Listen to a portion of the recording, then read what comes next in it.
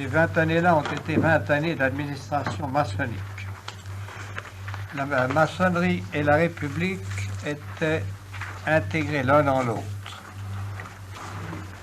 Dans les réunions maçonniques, on disait ceci, que chacun de nous se pénètre bien de son rôle, de sa double tâche, en tant que maçon et en tant que citoyen. Citoyens, nous devons, armés que nous sommes par le travail des loges, seconder, provoquer cette organisation puissante des forces républicaines, donner à l'armée démocratique les cadres qui lui sont indispensables. Grand Orient de 1887. Au grand convent du Grand Orient. L'année suivante, c'était encore plus, on déclarait en 88 que le Grand Orient était en parfaite communion physiologique avec le pays, au cœur de la République. Et l'un des députés, des frères, le député de Seine-et-Marne, Giraud, s'écriait au convent de 1891-91, nous avons suivi le mot d'ordre qui nous était donné, provoquant la formation de comités radicaux, d'associations diverses où nous sommes entrés en plus grand nombre que possible. Si les divers comités d'une région se trouvaient groupés autour du temple, alors deviendrait le trait d'union naturel, le grand juge qui maintiendrait l'unité démocratique de la région. Devra-t-on pour cela recevoir francs-maçons tous les électeurs dont on veut servir? Nullement. Sur ce point, nous restons maçons. Nous n'abandonnons aucune de nos prérogatives et de nos traditions, au contraire. Ce que nous voulons, c'est avoir à notre portée les masses sur lesquelles on peut agir activement parce qu'elles sont préparées à recevoir nos idées nouvelles. Tout ceci vous précise comment la maçonnerie gouvernait. Elle se considérait comme un état-major qui planait, mais en même temps qui pénétrait la vie du pays et qui la menait à sa guise. C'est-à-dire qu'elle la menait dans un bain d'ordures comme on en a peu vu dans l'histoire de France à diverses époques. L'ordure n'était pas nouvelle dans la maçonnerie, il y en avait dans toutes les loges, mais cette ordure en général était renfermée dans leurs loges, dans ce qu'ils appelaient leurs ateliers. Tandis qu'à partir de ce moment-là, comme il y avait des maçons à tous les postes de commandement, comme beaucoup de ces maçons avaient été recrutés n'importe comment et étaient venus là, même pas par haine idéologique, mais par appétit de gain, beaucoup de ces gens-là étaient des voleurs, des tricheurs, et en tout cas des gens tout prêts à se laisser entraîner à la concussion et à tous les autres plaisirs du pouvoir et de la puissance. Les histoires les plus fameuses, je vais vous les conter brièvement, car elles sont indispensables à connaître pour comprendre ce qu'est un régime maçonnique dans un pays qui ne se défend plus contre la maçonnerie. La première histoire est sans doute la plus comique. C'est l'histoire d'un certain député qui s'appelait Wilson. Ce député avait le bonheur d'être le gendre du président de la République, Jules Grévy. Et comme il était un gendre fidèle et un gendre utile, son beau-père le respectait.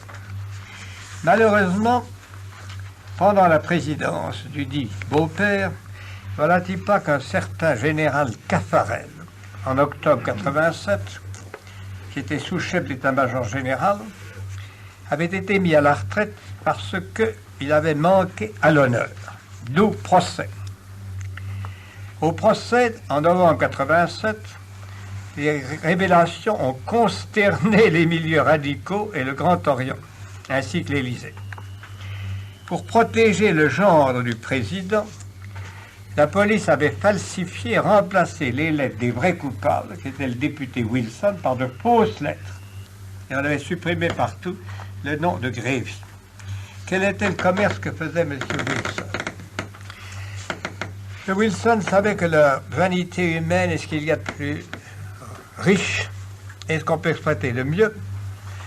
Et aussi, il faisait un commerce de légion d'honneur.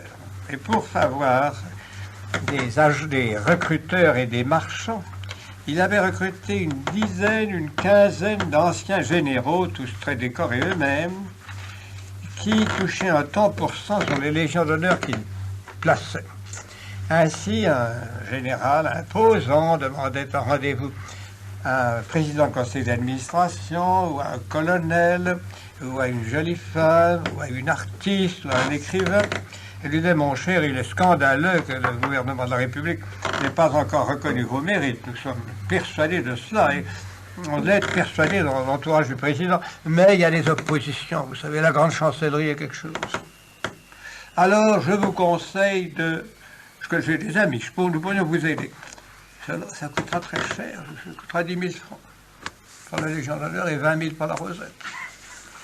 Ainsi, Wilson faisait un des commerces les plus réussis, les plus prospères de la France à cette époque.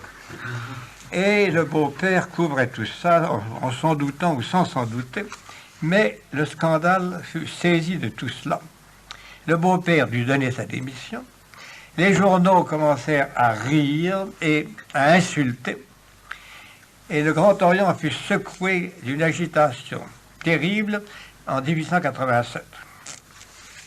Mais, au fond, tout s'est bien arrangé. Parce qu'après avoir fait un peu de prison, après avoir été exclu de la Chambre des députés, après avoir été mis en difficulté dans un tribunal, le député qui avait été condamné à 2 ans de prison et à 3 000 francs d'amende et privé de ses droits civiques, fit appel à la Cour d'appel.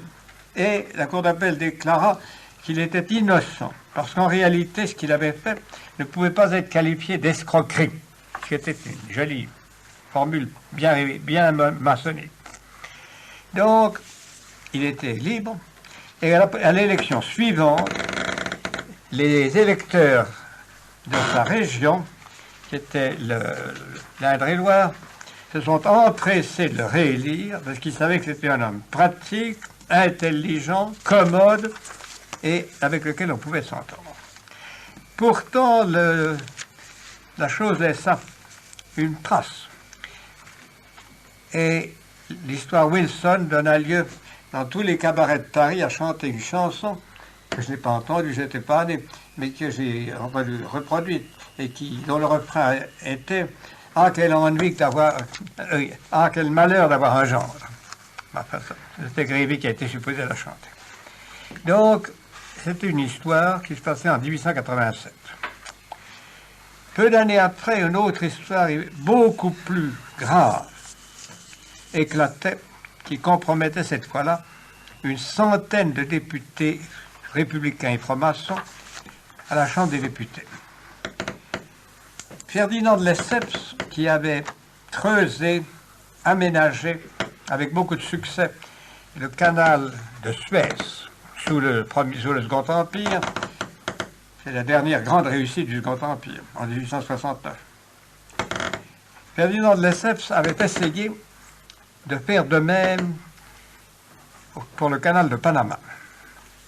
Il avait fait des plans, il avait trouvé des ingénieurs, il avait réuni des ouvriers, mais la chose était difficile. La chose était difficile pour plusieurs raisons. D'abord, les États-Unis voyaient cela d'un très mauvais œil. Et ensuite, malgré les études faites très sérieusement, on n'avait pas assez constaté que le terrain était marécageux, qu'il y avait des moustiques et que ces moustiques donnaient la fièvre jaune.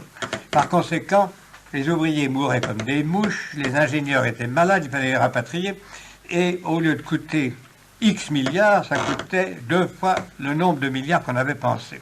Donc Ferdinand de Lesseps était en difficulté et avait besoin d'obtenir de la Chambre des députés une nouvelle avance de 700 millions de francs or de l'époque, ce qui était déjà une jolie somme. Pour obtenir cela, il connaissait bien son milieu, mais soudain, la Libre Parole publia un article disant que la compagnie du canal de Panama était en train d'acheter des députés. Et un député nationaliste, Dominique Delahaye, le 21 novembre 1992, a réclamé une commission parlementaire d'enquête en désignant un certain financier juif, le baron de Reinach, comme distributeur de fonds et acheteur pour la compagnie de Suez de tous les parlementaires qui voulaient bien se laisser acheter. La police fit une descente et trouva aussitôt que l'accusation était vraie. On retrouva la trace de 4 millions de francs or distribués aux deux assemblées. 5 chèques sur 22 étaient libellés au nom de 5 sénateurs, Devès, président de la gauche républicaine, Masson, Albert Grévy, frère de l'ancien président Masson, Léon Renaud, ancien préfet de police, sénateur des Alpes, Masson, Thévenet, ancien ministre de la Justice, etc. La chose était donc prouvée et maintenant on était obligé de faire toute la lumière. La presse était en ébullition, le Parlement était troublé, la presse radicale elle-même avait touché, puisque le journal Le Temps, qui est devenu Le Monde et qui a gardé les mêmes coutumes, avait touché 500 000 francs.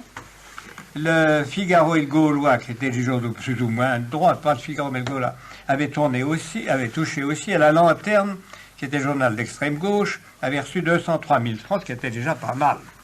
Donc la presse, le Parlement, tout avait été arrosé, et l'affaire du Panama prenait une importance immense. Le principal distributeur des fonds au Parlement s'appelait le baron Joseph Reynac. Et il devait être arrêté un certain matin. Quand on arriva chez lui, il était mort, suicidé, et ses papiers avaient été adroitement camouflés. Il y avait encore un autre financier qui s'appelait Cornelius Hertz, qui était également un petit peu juif. Et Cornelius Hertz, lui, eut le temps d'être malade et de filer en Angleterre. C'est lui qui avait gardé les principaux carnets de chèques. Et l'histoire de Cornelius Hertz est extrêmement importante, car elle va ouvrir des perspectives sur l'évolution politique de la France. Cornelius Hertz était donc en Angleterre, mais la France réclamait son extradition sans la réclamer avec beaucoup de violence. Cependant, Cornelius Hertz était malade, et finalement, l'Angleterre refusa de l'extrader. Il vécut tranquillement, confortablement, agréablement en Angleterre. Or, on a su par la suite que ce qui avait permis à Cornelius Hertz de vivre aussi bien en Angleterre était le fait qu'au lieu de remettre le carnet de chèques à la commission d'enquête du Parlement français, il l'avait remis au ministère des Affaires étrangères d'Angleterre, qui avait donc la preuve en main que 104 des parlementaires français avaient touché de l'argent, et qui avait donc un moyen merveilleux de change sur une partie importante de l'Assemblée. On peut dire qu'à partir de ce moment-là, il y eut dans la politique française, parlementaire et gouvernementale, une orientation pro-anglaise que l'affaire de Panama explique dans une large mesure et qui a ensuite pris un grand développement quand l'Angleterre a voulu se servir de ses armes qui, à ce moment-là, n'étaient pas encore, qui ne lui étaient pas tellement nécessaires. Ainsi, la maçonnerie touchait de partout. La maçonnerie était en train de corrompre l'un après l'autre tous les services, comme elle était elle-même corrompue. Et toute cette histoire du Panama et de ce qui entoure le Panama est vraiment l'une des périodes où le personnel parlementaire français est tombé le plus bas.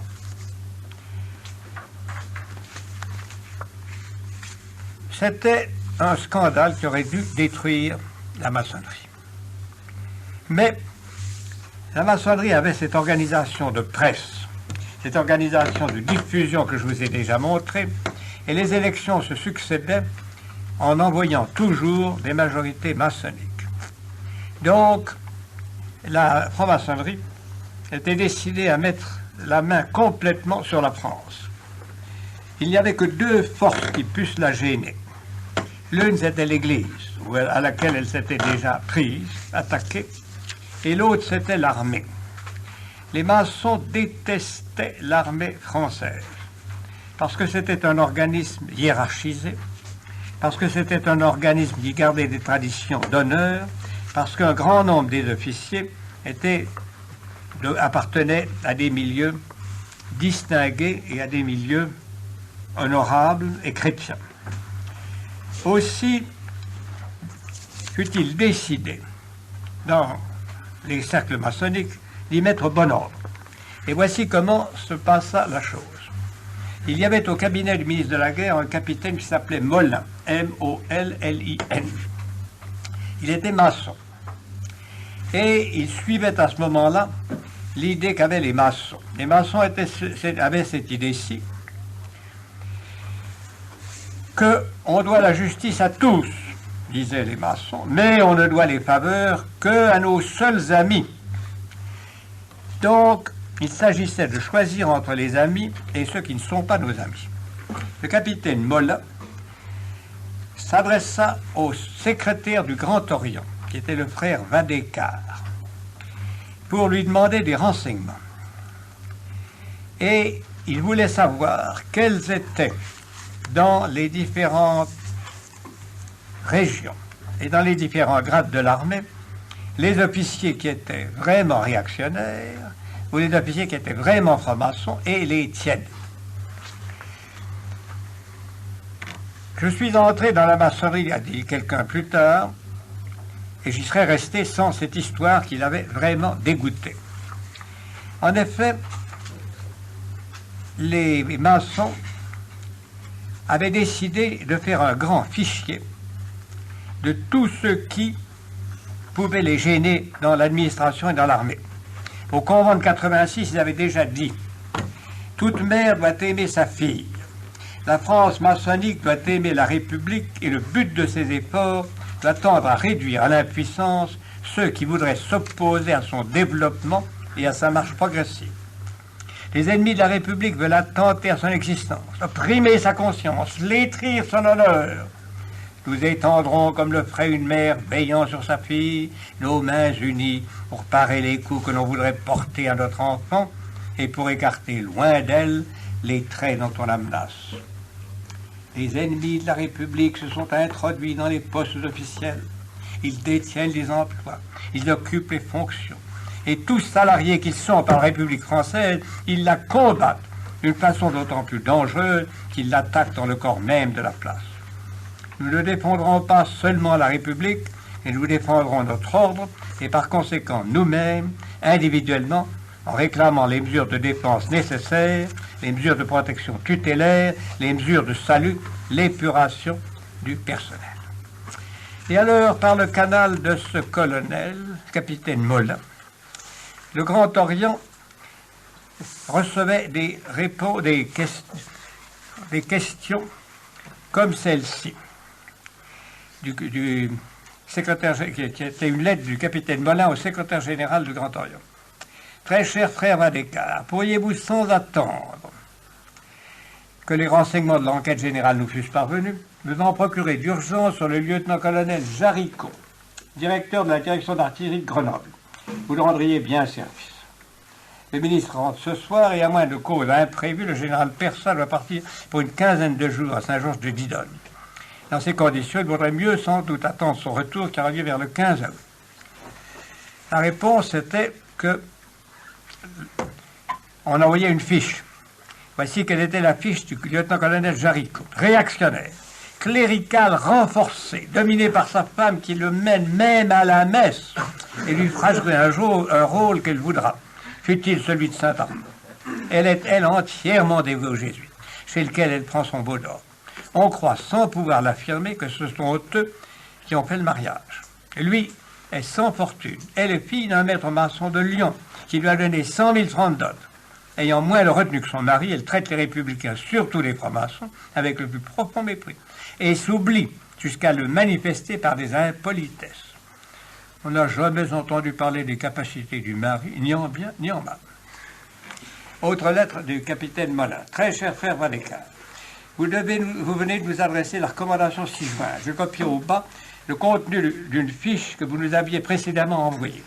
Connaissant l'origine de l'une et de l'autre, vous saurez sans doute celle dont il faut avant tout tenir compte. Jusqu'à nouvel avis, ce sera la première en date.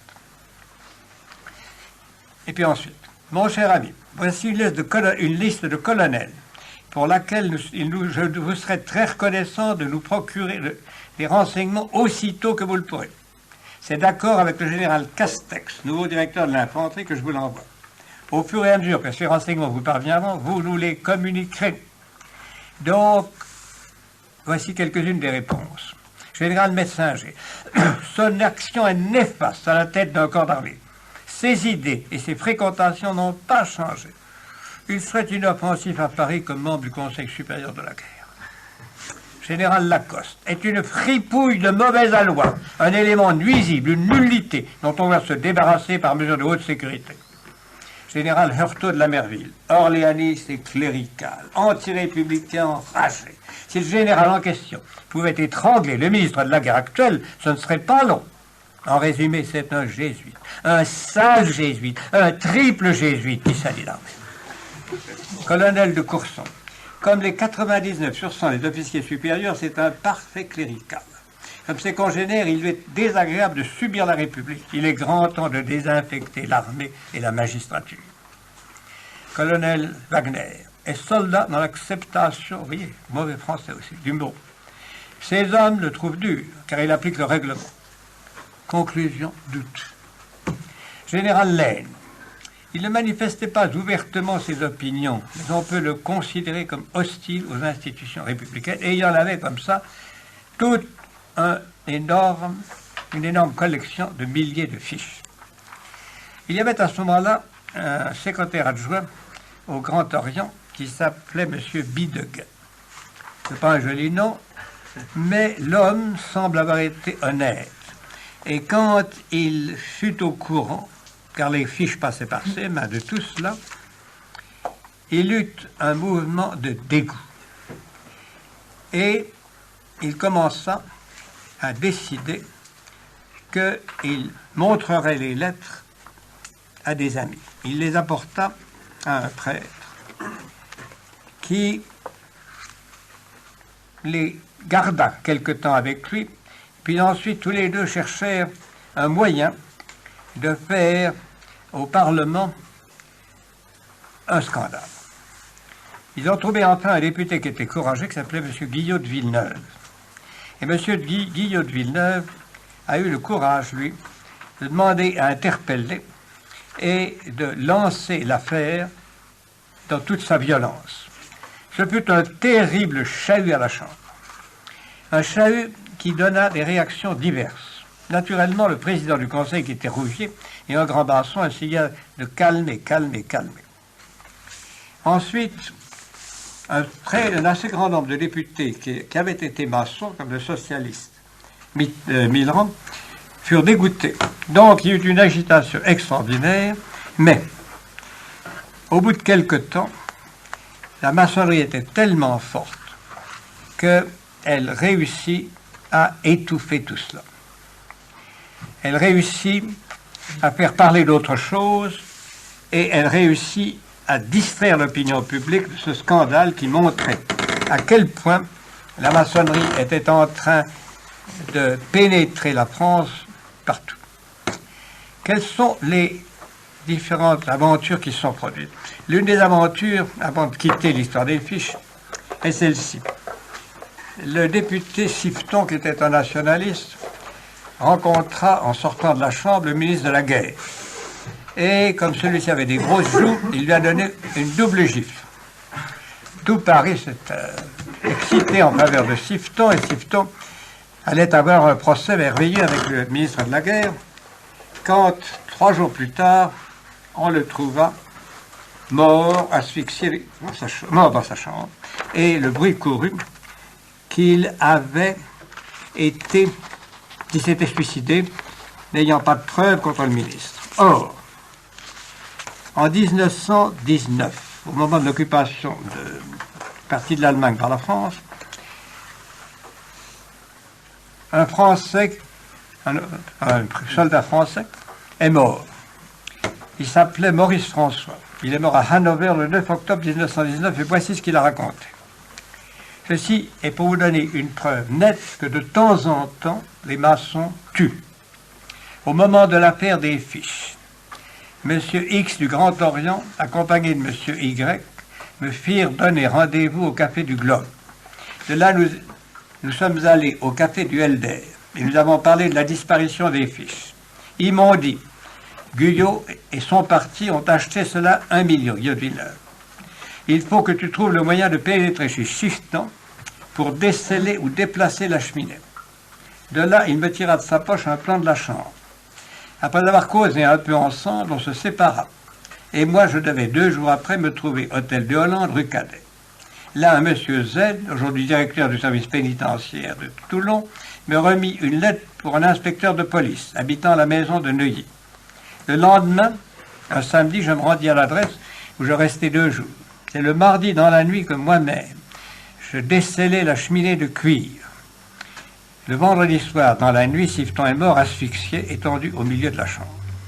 Le dossier politique complet de cette affaire a été remis entre les mains de M. Aignan. Je crois pouvoir affirmer que M. Léon Bourgeois a eu connaissance du dossier. Post-scriptum, l'affaire Siffeton me rapporta 9 à 10 000 francs. Vous voyez que pour arrêter cette affaire, on n'avait pas hésité à faire asphyxier l'un des députés qui étaient les plus actifs. Donc la maçonnerie s'était sentie, sinon menacée, du moins touchée. Elle avait pourtant reporté à ce moment-là une victoire, c'est que le pape Léon XIII, mal renseigné sur la situation de la France, ordonnait un ralliement en disant aux catholiques qu'ils pourraient tirer meilleure partie de la situation s'ils se déclaraient fidèles à la République. Le ralliement eut lieu. Le prince d'Arambert se mit à la tête, présenta des candidats, dont les 9 dixièmes furent battus aux élections. L'idée de Léon XIII, qui aurait peut-être été à droite en Italie, en France, fut un échec total. En même temps, il y avait dans toute la France une agitation anarchiste. Avec l'immoralité se répandait le désordre, et pour en venir à bout, on fut obligé de nommer un président de la République plus propre, Monsieur Carnot, qui fut assassiné, et dans l'ensemble, il y eut une légère reculade de la maçonnerie. Mais elle devait prendre sa revanche contre l'armée et contre ses ennemis. Ce fut l'affaire Dreyfus, qui traîna de 1894 à 1906, qui lui permit de prendre cette revanche. Je dis, en 1894, avait au grand bureau de l'armée française, c'est-à-dire le bureau de contre-espionnage, un officier israélite qui ne passait pas pour très intelligent, mais dont tout le monde disait qu'il avait une sale gueule. Il s'appelait Alfred Dreyfus. Pourquoi était-il là? On sait pas. En tout cas, il était là. Et vous savez que la tâche de ces bureaux de contre-espionnage consiste à fournir à l'ennemi des documents médiocres pour obtenir de meilleurs documents. Donc, il faut avoir extrêmement confiance dans ces agents. Et il faut que les agents soient eux-mêmes très adroits. Parce qu'un espion n'est jamais espion simple. Pour réussir, il faut qu'il soit espion double. Et quelquefois, s'il est très malin, espion triple. Toutes les histoires contemporaines le montrent. Et si vous avez lu les histoires de l'espion Jones en Allemagne occidentale, qui a changé 3 fois de camp, vous comprenez mieux ce que je veux dire. Quoi qu'il en soit, un beau jour, en 1994, Dreyfus fut accusé d'avoir fourni aux Allemands des renseignements très importants, qui étaient sur notre nouveau canon de 75, chose tout à fait réussi, une des rares réussites de la France à cette époque-là. Et il passa en justice et il fut condamné comme traître par un conseil de guerre et envoyé à l'île du Diable. C'était pas évidemment pas très agréable. Mais il avait un frère très actif, un Israélite, qui se mit à faire campagne pour lui, qui mit en branle les Juifs de Paris, les banquiers, les écrivains, Émile Zola et la maçonnerie. La maçonnerie se décida en 1999 à soutenir la bataille de Dreyfus afin de se venger de l'armée. Les maçons obtinrent que Dreyfus repasse en justice en 1899. Il y eut un nouveau conseil de guerre. Après annulation en 1999, il y a un nouveau conseil de guerre et il fut de nouveau condamné. Mais cette fois-ci, le président de la République le gracia immédiatement en disant l'affaire est close, c'est fini, voilà tout oublié. Mais ce n'était pas en fait oublié, puisqu'ensuite, En 1906, sous la pression de la maçonnerie, la haute cour, la Cour de cassation déclara le premier jugement et le second jugement nuls comme entachés d'irrégularité. Ainsi, en 1906, Dreyfus fut non seulement gracié, mais blanchi et réintégré dans l'armée avec le grade de capitaine d'artillerie. Tout ceci, raconté sèchement, n'est pas très pénible. Mais ce dont il faut vous rendre compte, c'est que les Israélites et la franc-maçonnerie avaient pris cette occasion pour traîner dans la boue l'armée française. On peut dire que 60% des journaux de France et 75% des journaux de Paris s'étaient montrés Dreyfusards et que c'était un véritable déchaînement pour salir, pour dénoncer, pour souiller l'armée française. Il y avait une résistance, naturellement, très active, des gens comme Barès, le dessinateur Forain, et puis également Carandache, beaucoup d'autres étaient anti-Dreyfusards. Mais toutes les familles étaient divisées. Et peut-être rencontrerez-vous un jour un dessin de Forain qui est extrêmement drôle. On présente une maison bourgeoise où on avait déjeuné, et puis le grand-père est par terre avec un œil poché, la grand-mère est par terre avec les jupes en l'air, les petits garçons sont en train de s'égratigner les uns les autres, etc. La table est renversée, la soupe aussi, et en dessous, il y a « Ils en ont parlé ». Donc, ce fut, si vous le voulez, d'un bout à l'autre de la France, une excitation, et ce fut le moyen pour la maçonnerie de désarmer l'armée française, en ce sens que le bureau de contre-espionnage fut supprimé. Ainsi, les manœuvres étrangères pour espionner la France, les manœuvres louches de la maçonnerie pour noyauter l'armée, tout cela fut de nouveau bien caché, tout cela fut de nouveau mis en rencard et la maçonnerie put, sinon reprendre toutes ses fiches, du moins pratiquer le même système d'une façon un peu plus prudente. On avait donc mis l'armée française en position défensive et en position humiliée devant la maçonnerie, les gouvernements maçonniques et le Parti radical, ainsi que devant l'opinion mondiale. Car toute la maçonnerie internationale avait été ameutée, aussi bien la Grande Loge de Londres que la Grande Loge de Nagasaki, que la Grande Loge de Ségon. Seulement, ceci était une satisfaction, mais ce n'était pas encore une satisfaction nécessaire. Les maçons voulaient continuer leur attaque contre l'Église, qui était encore une chose plus substantielle pour eux et plus intéressante comme destruction.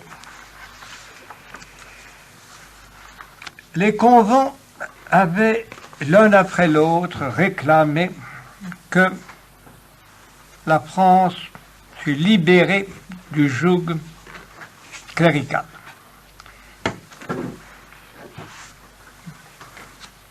On avait la grande devise maçonnique avait été « le cléricalisme, voilà l'ennemi ». Et le président du conseil, un Israélite, pas maçon, mais maçonnisant, qui s'appelait Waldeck-Rousseau, servit le premier, il était Dreyfusard, servit le premier à introduire une loi qui devait permettre l'étranglement de ce qui restait de congrégation. La loi de 1901 sur les associations. Elle proclamait l'entière liberté des associations, sauf pour celles dont les membres vivaient en commun, car ceux-là devaient être agréés par le pouvoir et surveillés par la police. C'est-à-dire que toutes les congrégations religieuses, séminaires, devaient être autorisées par le gouvernement.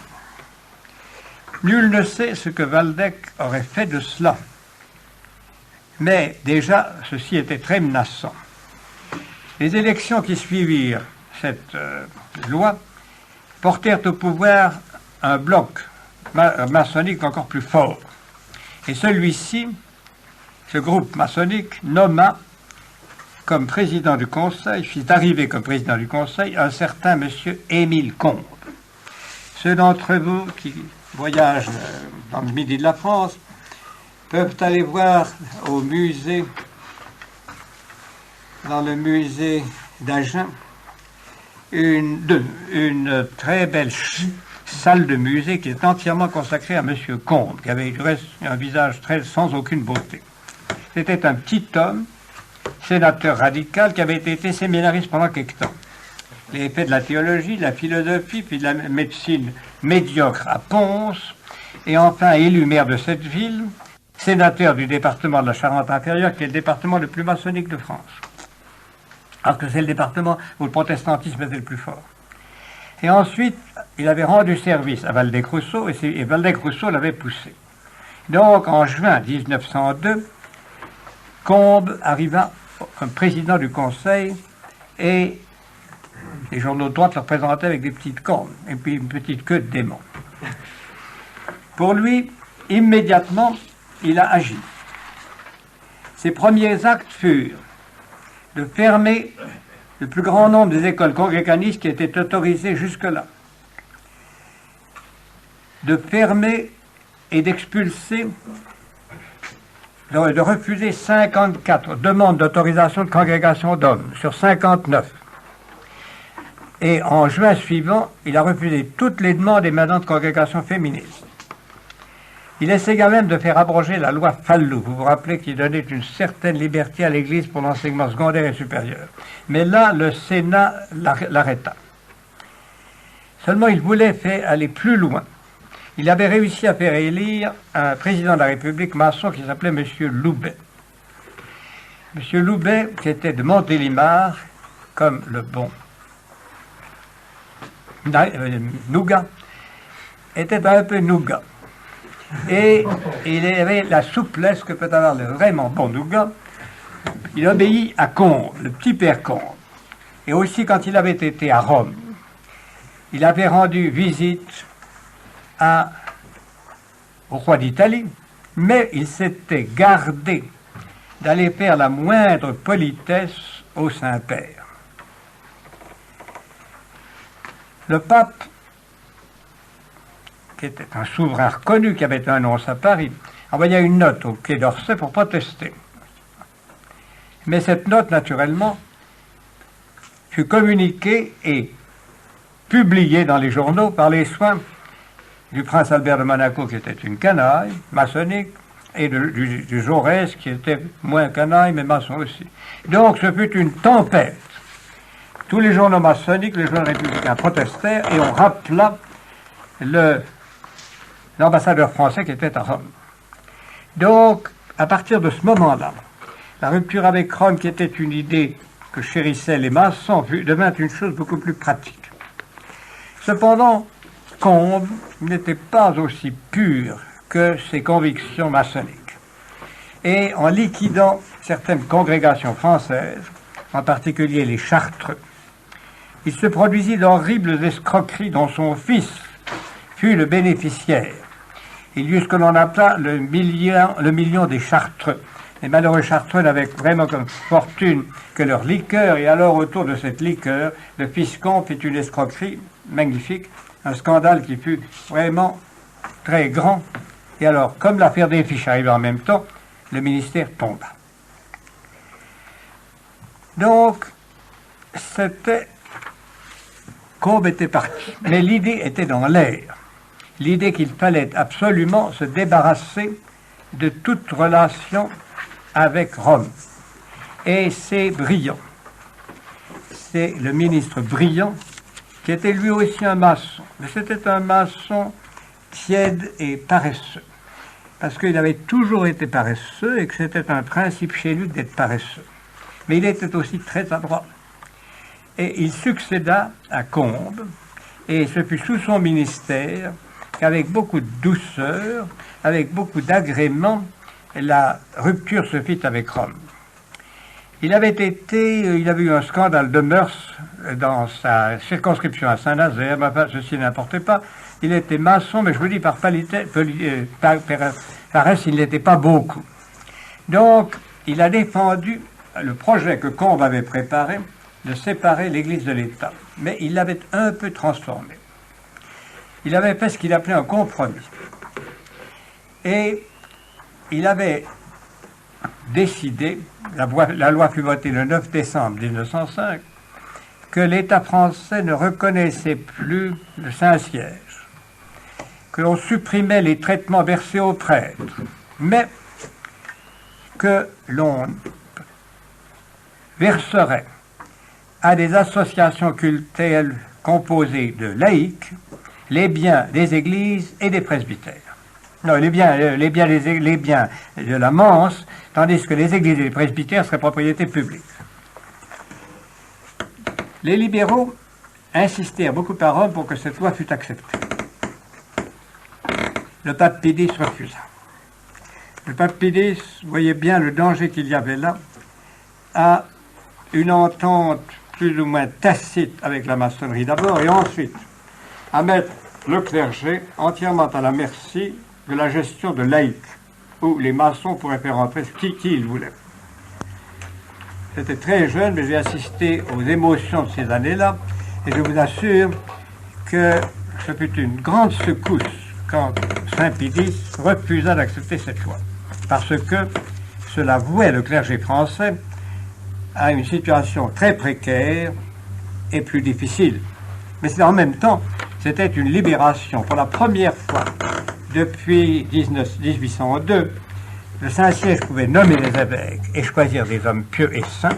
Le Saint-Siège pouvait exercer un contrôle efficace sur ce qui se passait dans le clergé français, sans avoir toujours en face de lui un maçon qui portait l'insigne de préfet ou même le ministère de l'Intérieur.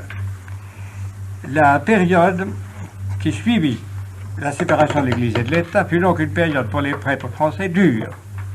Leur standing de vie fut diminué, mais c'est plutôt aussi une période de purification et de spiritualisation de l'Église de France. Les laïcs se montrèrent généreux, les nominations d'évêques furent infiniment meilleures qu'auparavant, c'est l'époque où des évêques comme Monseigneur de Castelnau ont été nommés. Dans l'ensemble, il y a eu une reprise spirituelle dans toute la France, qui est due à l'action et aux décisions de Saint Pie X, d'autant plus que parallèlement, pour empêcher les infiltrations des idées maçonniques dans l'Église, en même temps qu'il refusait d'accepter la loi de Blum, Saint Pie X condamnait le modernisme, qui était une interprétation abusive de certaines des doctrines de l'Église que l'on voulait imbiber d'esprit démocratique et en fait d'esprit maçon, c'est-à-dire une espèce de conciliation entre la foi et l'athéisme, une espèce de conciliation également entre ce que le Christ a créé comme Église hiérarchisée et une démocratie qui ferait mignon. Cela fut condamné par le Saint-Père et cela mourut pendant quelque temps pour renaître aujourd'hui sous une forme presque plus virulente et très dangereuse. Quoi qu'il en soit, grâce à Saint Pie X, l'Église connut une période de renaissance spirituelle et de grandeur. Mais les maçons, naturellement, continuaient leur guerre. Et si l'on peut dire, à chaque élection, ils bouffaient du curé. Ils avaient organisé tellement bien leur autorité que l'opposition, qui pourtant se durcissait, l'opposition n'était pas encore capable de lutter avec beaucoup d'efficacité contre eux. Elle était divisée, elle n'avait pas de bons slogans, elle n'avait pas d'agents efficaces, elle n'avait pas de comités électoraux. Tout cela était médiocrement organisé et arrangé, et ainsi les élections se succédaient en renvoyant des majorités toujours républicaines, toujours gauchistes, et toujours avec le même état d'esprit qui changeait très peu. Pour vous donner une idée de cette situation, je vais vous lire ici je vais vous lire une citation et en même temps, je vais vous raconter ce que j'ai trouvé, moi, en fouillant les loges entre 1900 40 et 44. Cette situation, la voici. Le Grand Orient continuait son système de délation. Il continuait avec la police républicaine. On peut dire qu'il y avait entre la police républicaine et le Grand Orient un jumelage presque constant. Presque tous les préfets de police étaient maçons. Le Conseil de l'Ordre en 92 disait encore: lorsqu'un fonctionnaire est désigné par suite de promotion, de mutation ou de toute autre cause, cette fois-ci il ne s'agit plus d'un soldat, un mot fonctionnaire, pour exercer ses fonctions dans un autre pays, il est d'un intérêt puissant que la franc-maçonnerie sache exactement ce qu'est ce fonctionnaire. Les vénérables devront adresser sans retard, sous pli soigneusement fermé, une note confidentielle renfermant les renseignements aussi précis que possible. Ensuite, en 1893, on s'occupait de tous les fonctionnaires. Et le Grand Orient envoyait des circulaires pour dire: alors, nous vous serions reconnaissants de bien vouloir faire parvenir dans le plus bref délai au frère Delpech, vice-président du Conseil de l'Ordre, sénateur de l'Ariège, les noms et adresses des personnes exerçant les professions de restaurateurs, aubergistes, limonadiers, particuliers, cercle, à qui pourrait être fait pendant la période électorale un service gratuit de journaux. Il serait indispensable d'indiquer en même temps quels sont les journaux qui conviendraient à chacun d'eux, car il sera possible d'envoyer tous les journaux républicains depuis le siècle, qui était modéré jusqu'à la Lanterne, qui était violent, le Radical, le Rappel et la Petite République. Il est évident que ces envois ne devront être faits que là où le mode de propagation est nécessaire. L'effort doit porter uniquement sur les circonscriptions où il peut être utile. Nous vous prions de signaler au frère Delpech les faits précis que vous connaissez ou que vous pourrez recueillir sur l'attitude des préfets ou sous-préfets qui combattent les républicains. Il faut avoir ces renseignements au plus tôt. Ceci vous montre comment fonctionnait le système. Dans les papiers que j'ai trouvés, voici ce que j'ai trouvé. Chaque fois qu'il y avait un changement de ministère, le Grand Orient réunissait une commission. On faisait la liste des noms qu'on interdisait. On faisait la liste des noms qu'on patronnait. Puis on envoyait un délégué à la présidence de la République, et ce délégué faisait signifier au président de la République ce qu'il avait à faire, ou du moins les limites de ce qu'il avait à faire. Ensuite, il y avait un poste que les maçons exigeaient toujours, sans quoi le ministère tombait. C'était le poste de l'instruction publique. Il y avait un autre poste qu'il tâchait d'avoir, qui était le poste de ministre de l'Intérieur. Et enfin, si possible, président du Conseil. De 1890 à 1914, tous les ministres de l'instruction publique furent maçons. Et les 2/3 des ministres de l'Intérieur et plus de la moitié des présidents du Conseil. C'est vous dire que cela fonctionnait assez bien. Mais ce n'était qu'une partie du travail du secrétariat du Grand Orient. Chaque année, à l'époque où il y avait des promotions militaires, le Grand Orient faisait une liste des colonels maçons à être promus et une liste des colonels non maçons à être arrêtés secs. Et c'est comme cela qu'un certain colonel Pétain, qui était un des meilleurs officiers de la garnison d'Arras, ne put jamais devenir général avant 1914, quand la guerre éclata, alors que son camarade moins brillant, Joffre, qui était maçon, montait. Et les deux hommes se connaissaient. Autre système, donc il y avait les listes de veto, les listes qu'on encourageait, et puis ensuite il y avait les échanges de renseignements. Les échanges de renseignements et les échanges d'informations. J'ai trouvé par exemple la lettre suivante, venant du directeur du musée de Grenoble. Mon très cher frère, il va y avoir à Grenoble un examen pour la place de conservateur adjoint au musée de Grenoble dans 3 mois.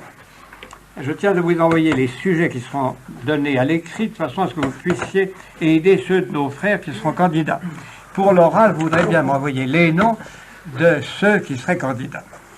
De même, chaque fonctionnaire maçon qui avait envie d'une place, qui avait envie de quelque chose, s'adressait sans pudeur à l'ordre. Je vais vous lire une lettre qui est extrêmement jolie, qui est du même ordre que celle dont je vous parle. C'était un fonctionnaire qui disait, voilà, 2 ans que je n'ai pas eu la Légion d'honneur, et vraiment, ça dure trop longtemps. Est-ce qu'on ne pourrait pas demander au Conseil de l'ordre maçonnique de s'occuper de moi, parce qu'il est juste que je sois promu comme je veux l'être. Ceci, vous le voyez, donnait à la maçonnerie des ramifications à peu près partout. Surtout dans l'instruction publique, mais aussi dans tout le reste. Il y en avait qui étaient d'honnêtes gens, il y en avait qui étaient de malhonnêtes gens, naturellement. Il y en avait quelques-uns qui, une fois au pouvoir, étaient consciencieux. Ceci dit, la maçonnerie commençait à s'ouvrir à des forces nouvelles. Ces forces nouvelles étaient les forces de la sociale, du Parti socialiste, de la sociale. Ces forces avaient été jusqu'alors tenues en suspicion par les maçons. Mais comme un certain nombre de radicaux, après l'histoire des fiches, après l'histoire du Panama, commençaient à s'éloigner d'eux, les maçons cessèrent de faire grise mine aux socialistes. Et ils commencèrent à s'ouvrir. Il y avait déjà eu, au moment de la Commune, des liens intimes, mais ces liens avaient été rompus par la défaite des communistes. À partir de 1900, c'est plutôt autre chose. Au contraire, on renoie.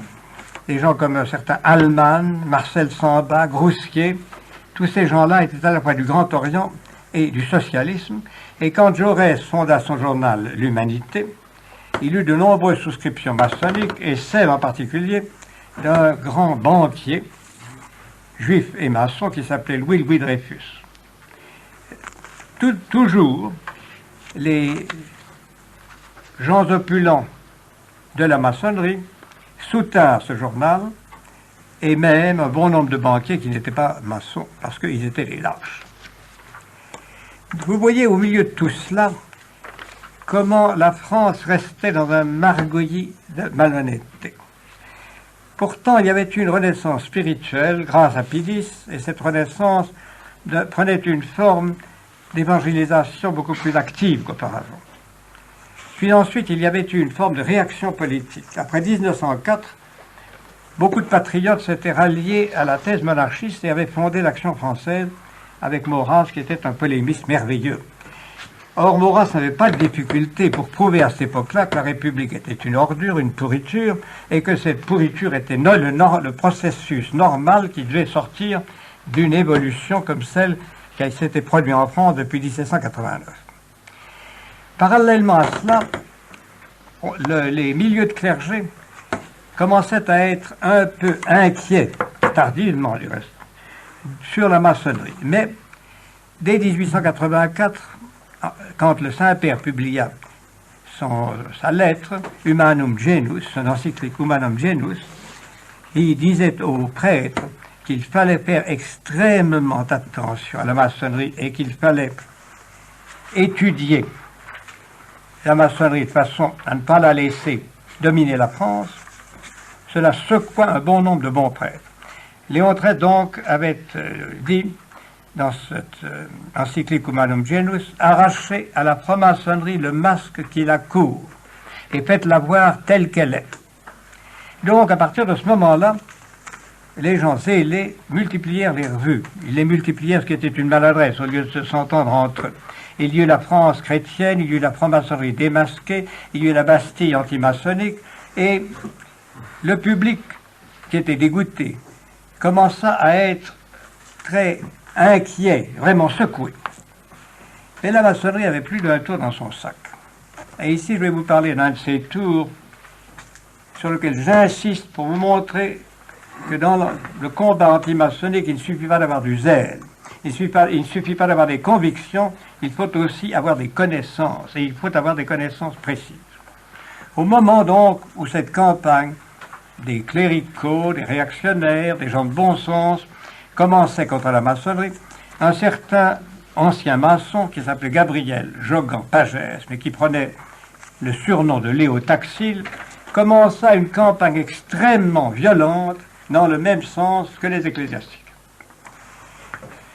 Seulement, ce Léo Taxil avait d'abord été un maçon zélé et un maçon malpropre. Il avait publié des livres et des brochures sur les Borgias, en exagérant et en faussant. Une autre brochure s'appelait Abat la calotte. Une autre, Les amours secrètes de Pie X, de Pie IX. Une autre, L'empoisonnement de Léon XIII. Une autre, Ignoble, La vie de Jésus. Ensuite, Les Jochristes des sacristies, etc.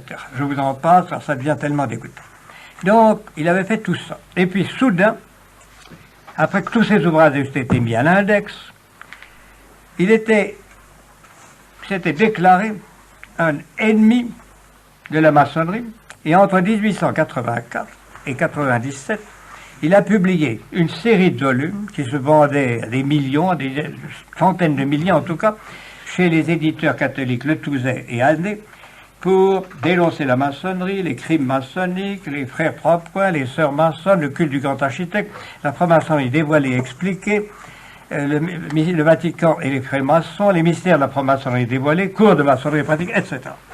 Il y avait une part de vérité, mais il y avait une énorme part de fiction. Et cette fiction prit la forme romantique d'une héroïne qu'il appelait Diana Vaughan, qui aurait été maçonne, qui pour la maçonnerie aurait assassiné des gens, empoisonné d'autres, et qui était maintenant dans un couvent où elle se cachait. Et alors, il publiait des lettres de Diana Vaughan, il publiait des confessions de Diana Vaughan, ça se vendait, c'était un succès fantastique. Le pape Léon XIII le félicita dans un bref, tant et si bien qu'un beau jour, le 19 avril 1897, Léo Taxil annonça une grande réunion où il parlerait de Diana Vaughan. Tout le monde était curieux de la voir. Et simplement, quand il fut monté sur l'estrade, il annonçait qu'elle n'existait pas. Et que tout ce qu'il avait dit contre la maçonnerie était des blagues, que c'était un canular et que c'était fini. Voyez donc à quel point le truc maçonnique avait été à droite. On avait lancé entre les pattes de ces braves gens qui voulaient faire un travail utile, un imposteur qui avait disqualifié leur travail. Le travail devint beaucoup plus difficile et, dans une certaine mesure, presque impossible. Tout de même, plusieurs groupes comprirent que ce qu'il fallait faire, c'était une étude sérieuse. Et le groupe qui se réunit autour de Monseigneur Join. Monseigneur Join était curé de Saint-Augustin et qui avait une certaine fortune, réunit autour de lui un ensemble d'historiens sérieux qui travaillaient à la Revue internationale des sociétés secrètes. Cette société-là fut un travail extrêmement utile. Déjà, l'abbé Tourmentin avait créé en 1908 l'Association antimaçonnique de France. Et il avait réuni, ce que nous avons fait ensemble plus tard, sans lui, les noms de 30 000 maçons, ce qui avait beaucoup ennuyé le Grand Orient. Il avait réussi du reste, sous divers prétextes, à faire saisir ses papiers.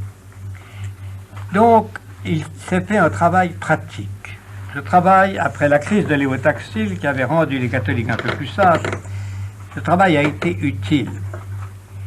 Mais, à partir de ce moment-là, beaucoup de gens ont dit « Oh, tout ça est de la plaisanterie, on n'y comprend rien, la maçonnerie c'est une blague, Léo Taxil c'est un fumiste, après tout laissez-les tranquilles, ce ne sont pas de méchants gens. » Ainsi, chez le gros public bête, et vous savez que le public est bête en général, vous verrez si vous faites des prédications, si vous faites des enseignements et des catéchismes, vous verrez qu'il faut baser tout ce que vous dites sur le plus bas. Pas ici, naturellement, mais ailleurs. Donc,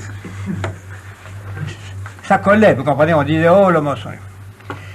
Et alors, à ce moment-là, un événement nouveau vint fixer tous les esprits. Et cet événement nouveau, que tous attendaient, donna aux leçons de Saint-Pie X et à la campagne d'Action française une réalité que le combat antimaçonnique ne pouvait pas revêtir. Cette réalité, c'est qu'on sentait bien que la guerre approchait. On sentait bien qu'entre les nations se tendaient les fils jusqu'à se rompre. On sentait bien que la rivalité anglo-allemande sur la mer, la rivalité russo-allemande sur la terre, que toutes ces rivalités-là ne pouvaient pas se prolonger comme elles étaient sans amener une explosion redoutable. Et c'est dans ces conditions de nervosité que la France, tout en nommant encore des députés et des majorités douteuses, maçonniques, graduellement, même ces gens-là prirent peur. Et c'est en ça qu'ils furent plus raisonnables à ce moment-là qu'avant 1939. Ils prirent peur. Et alors, certains, comme Clémenceau, retrouvèrent une sorte de patriotisme et s'éloignèrent de la maçonnerie. Clémenceau, qui avait soutenu Dreyfus, refusa de le recevoir ensuite. Plusieurs autres maçons firent de même. Poincaré, qui avait été initié à la maçonnerie à un moment, la quitta. Et des généraux comme Joffre, qui avait été un maçon fidèle à un certain moment, se détacha d'elle plus ou moins complètement. Ainsi, le fait d'un danger, le fait que le patriotisme existait encore, le fait que parallèlement se développait dans la jeunesse, grâce à l'Action française, un renouveau nationaliste, et dans l'élite spirituelle, un renouveau chrétien, dont les témoins sont, si vous voulez, la conversion de Claudel, la conversion, les livres de Péguy, et beaucoup d'autres choses de même genre. Mais enfin, il y avait dans la littérature un courant qui redonnait une valeur à la vie spirituelle et qui rappelait aux Français que c'était leur tradition. Tout cela donc permit à la France, entre 1900 et 1914, de se reprendre dans une certaine mesure et de se préparer à une catastrophe qu'on sentait venir, même si les rouages maçonniques étaient encore très forts et même si se produisaient les mêmes phénomènes maçonniques provinciaux, car il y avait tout de même une inspiration et il existait dans l'Église, dans le pays, ce noyau de héros sans lequel on ne fait rien sur terre. Ce n'est pas avec les grandes masses que l'on remue les hommes. Les grandes masses sont toujours inertes. On ne remue et on ne transforme l'esprit des masses que s'il y a au milieu d'elles un levain, c'est ce que j'appelle le groupe des héros, qui est capable de les galvaniser et de les entraîner. Grâce à Saint-Pédis, l'Église de France était prête, et grâce à ces jeunes gens très courageux et à la doctrine nationaliste qui était réveillée, il y a eu dans la France les cadres de cette armée qui devait ensuite gagner la bataille de la Marne. Mais en attendant, le danger augmentait, et augmentait d'autant plus que derrière les États qui se combattaient, l'action des sociétés secrètes internationales, qui n'étaient plus celles dont je vous ai parlé en 1948, mais qui étaient d'autres, devait précipiter la guerre, car c'est là encore, dans les sociétés secrètes internationales, que nous allons trouver la cause de la catastrophe. Alors, j'aurai le plaisir de vous parler au mois de mars pour vous alimenter intellectuellement dans votre jeûne.